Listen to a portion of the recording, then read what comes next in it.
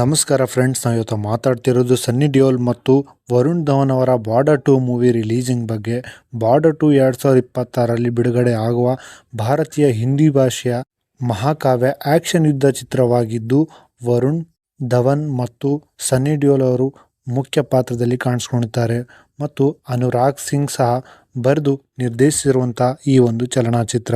JP. Datta ಅವರ 1997ರ ಚಲನಚಿತ್ರ ಬಾರ್ಡರ್ನ ಸ್ವತಂತ್ರ ಉತ್ತರ ಭಾಗವಾದ ಇದನ್ನು ಟಿ ಸಿರೀಸ್ ಫಿಲ್ಮ್ಸ್ ಮತ್ತು ಜೆ.ಪಿ. ಫಿಲ್ಮ್ಸ್ ಬ್ಯಾನರ್ ಅಡಿಯಲ್ಲಿ ಭೂಷಣ್ ಕುಮಾರ್ ಕ್ರಿಯೇಷನ್ ಕುಮಾರ್, ಜೆ.ಪಿ. ದತ್ತಾ ಮತ್ತು ನಿಧಿ ದತ್ತಾ ಅವರು ನಿರ್ಮಿಸಿರುತ್ತಾರೆ.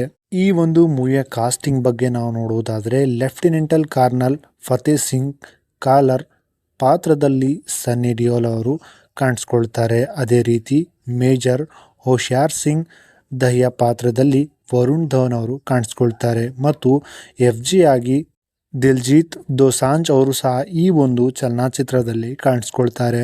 ಅಹಾನ್ ಶೆಟ್ಟಿ ಸಹ ಈ ಒಂದು ಚಲನಚಿತ್ರದಲ್ಲಿ ಕಾಣಿಸ್ಕೊಳ್ತಾರೆ. ನೋಡುವುದಾದರೆ ಈ ಒಂದು ಮೂವಿಯಲ್ಲಿ ಅನೇಕ ನಟರು ಕಾಣಿಸ್ಕೊಳ್ತಾರೆ.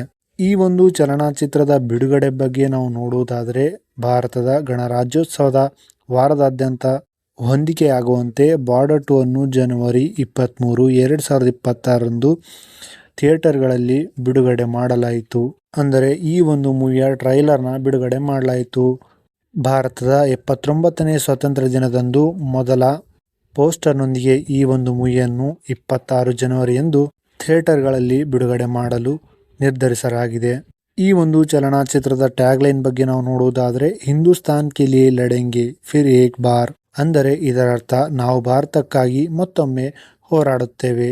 ದೇಶಭಕ್ತಿಯ ಭಾವನೆಯನ್ನು ಹುಟ್ಟುಹಾಕಲು ಪ್ರಮುಖವಾಗಿ ಈ ಒಂದು ಪಾತ್ರದಲ್ಲಿ ಕಾಣಿಸಿಕೊಂಡಿದ್ದಾರೆ. ಈ ಒಂದು ಚಲನಚಿತ್ರವು ಪಾಕಿಸ್ತಾನ ವಿರೋಧಿ ವಿಷಯವನ್ನು ಹೊಂದಿದೆ ಎಂದು ಗ್ರಹಿಸಿ ವಿವಿಧ GCC ದೇಶಗಳಲ್ಲಿ ನಿಷೇಧಿಸಲಾಗಿದೆ.